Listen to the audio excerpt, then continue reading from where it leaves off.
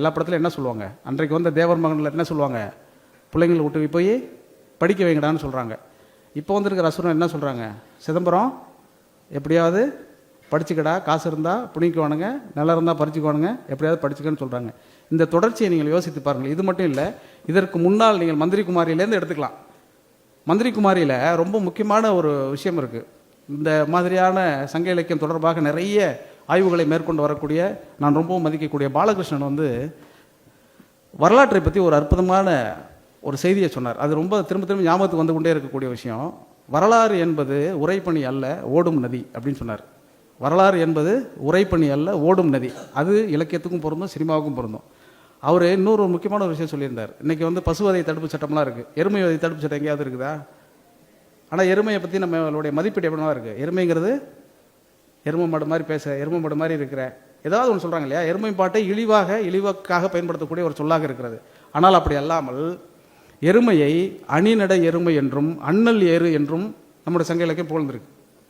இந்த அணிநடை எருமை அப்படிங்கிறது ஐங்குறு நூலில் இருக்கக்கூடிய ஒரு பாட்டு. நீங்கள் போய் படிச்சுக்கோங்க. எல்லாத்தையும் நேரம் இல்லைங்கிறதுனால நான் முழுசாக சொல்லலை.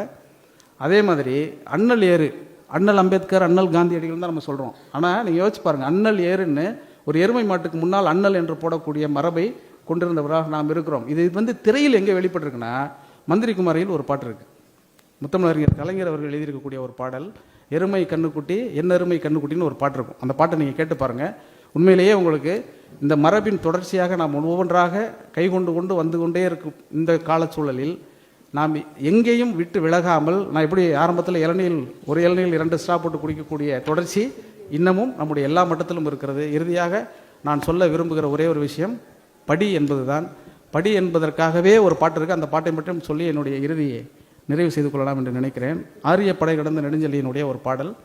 மாணவர்களாக இருப்பதனால் இந்த பாட்டை, நான் வேறு சில பாடல்கள் வைத்திருந்தேன், ஆனாலும் மாணவர்களாக நீங்கள் இருப்பதனால் அந்த ஒரே ஒரு பாட்டை மட்டும் நீங்கள் தெரிந்து கொண்டால் உங்களுடைய அரசியல், வரலாறு, கலை, இலக்கியம் மொத்தத்தையும் புரிந்து கொள்ள முடியும். அந்த ஒரு பாடலை மட்டுமேனும் நீங்கள் உங்கள் உள்ளத்திலே வாங்கி கொள்ள வேண்டும் நினைக்கிறேன். ஆரிய படை கடந்த நெடுஞ்செழியனுடைய அந்த பாடல், உற்றுளி உதவியும் உருபொருள் கொடுத்தும் பிற்றை நிலை முனியாது கற்கை நின்றே, பிறப்பு ஓரென்ன உடன் வயிற்றுள்ளும் சிறப்பின் பாலால் தாயும் மனம் திரியும், ஒரு குடி பிறந்த பல்லோர் உள்ளும் மூத்தோர் வருகை என எண்ணாது அவருள் அறிவுடையோன் 6 அரசு செல்லும், வேற்றுமை தெரிந்த நாற்பால் உள்ளும் கீழ்ப்பால் ஒருவன் கல்வி கற்பின் மேற்பால் ஒருவனும் அவன்கண் படுமே அப்படிங்கிற ஒரு பாட்டு. இந்த பாட்டுடைய விளக்கத்தை மட்டும் சொல்லிடுறேன், ரொம்ப சுருக்கமாக புரிஞ்சுக்கலாம். நீங்கள் எப்படியாவது படிச்சிருங்கிறதா முதல் 2 வரி. உற்றுளி உதவியும் உருபொருள் கொடுத்தும் பிற்றை நிலை முனியாது கற்கை நன்றே முடிஞ்சிருச்சு உங்களுக்கு. பிறப்பு ஓரென்ன உடன் வயிற்றுள்ளும் சிறப்பின் பாலால் தாயும் மனம் தெரியும் சொல்கிறோம். நம்ம இயல்பாக தாய் தான் உயர்வுன்னு நினைப்போம் இல்லையா. தாய் தான் உயர்வு.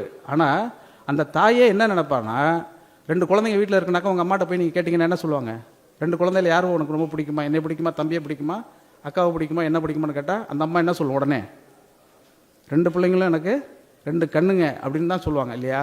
அது பொய் என்று நான் சொல்லலை, ஆரியப்படை கடந்து நெடுஞ்செழியன் சொல்கிறாரு. என்ன சொல்கிறாரு, பிறப்பு ஓரென்ன உடன் வயிற்றுள்ளும் சிறப்பின் பாலால் தாயும் மனம் தெரியும். அந்த சிறப்புங்கிறது கல்வி தான், வேறு எந்த சிறப்பும் கிடையாது. ஒரு 2 குழந்தைங்க இருக்குன்னா அந்த எந்த குழந்தை நன்றாக படிக்கிறதோ, அறிவுள்ள குழந்தைகளாக வளர்கிறதோ அந்த குழந்தை மீது அந்த தாய்க்கு பாசம் அதிகமாக இருக்கும். நீங்கள் நல்லா கவனித்து பார்த்தீங்கன்னாக்க, நீங்களோ அல்லது உங்களுடைய சகோதரனோ சகோதரியோ கொஞ்சம் கூடுதலாக மார்க் எடுக்கிற அன்னைக்கு உங்கள் அம்மாவுடைய முகத்தில் நீங்கள் பாருங்கள், அவங்க கொடுக்குற முத்தத்தினோட அளவை நீங்கள் கணக்கிட்டு பாருங்கள், அது கொஞ்சம் வித்தியாசமாக இருக்கும். ஏன்னா அந்த தாய்க்கு பிறப்பு ஓரென்ன உடன் வயிற்றுள்ளும் சிறப்பின் பாலால் தாயும் மனம் திரியக்கூடிய இடம் அது. அதுக்கப்புறம் ஒன்று சொல்கிறாரு, சங்க இலக்கியம், உலகத்தில் இலக்கியங்கள், அத்தனை இலக்கியங்களையும் நீங்கள் பார்த்தீங்கன்னா, எல்லா இலக்கியங்களும் எடுத்துக்கொண்டாலும் எல்லா இலக்கியம் ஒரே ஒரு விஷயத்தை தான் சொல்லுது. என்ன சொல்லுதுன்னா, மூத்தவனுக்கு பதவி கொடுக்கணும்.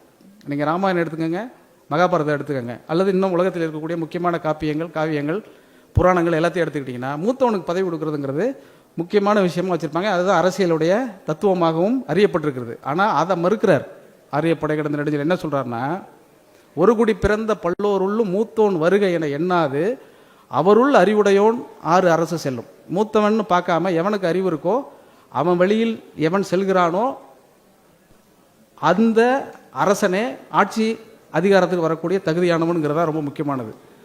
ஒரு குடி பிறந்த பல்லோர் உள்ளும் மூத்தோன் வருகை என எண்ணாது அவருள் அறிவுடையோன் 6 அரசு செல்லும் அப்படிங்கிறது அந்த விஷயம்.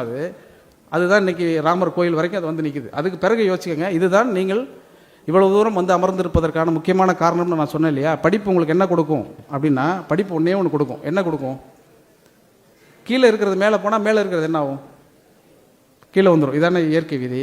ஆனால் அப்படி இல்லை, கல்வி அதை சராது. என்ன சொல்கிறார் அவர்? வேற்றுமை தெரிந்த நாற்பால் உள்ளும் கீழ்ப்பால் ஒருவன் கல்வி கற்பின் மேல்பால் ஒருவனும் அவன் கண் படுமேங்கிறது. அவன் கீழ் படுமேன்னு சொல்லலை. வேற்றுமை தெரிந்த நாற்பால் உள்ளும் மேல்பால் ஒருவன் கல்வி கற்பின்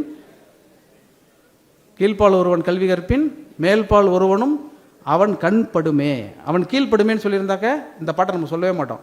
ஆனால் கல்வி என்பது கீழே இருக்கிறவனை மேலேற்றும், மேல் இருக்கிறவனை கீழ் இருக்காது, சமப்படுத்தும்னு சொல்கிறார். இந்த சமம் என்கிற அந்த சமத்துவத்தை நோக்கி நீங்கள் எல்லோரும் நடைபோட வேண்டும் என்று கேட்டுக்கொண்டு, என்குலம் என்றுனை தன்னிடம் ஒட்டிய மக்கள் பெருங்கடல் பார்த்து மகிழ்ச்சி கொள், அறிவை விரிவு செய், அகண்டமாக்கு, விசால பார்வையால் விழுங்கு மக்களை மானிட சமுத்திரம் நாடென்று கூவு. நன்றி, வணக்கம்.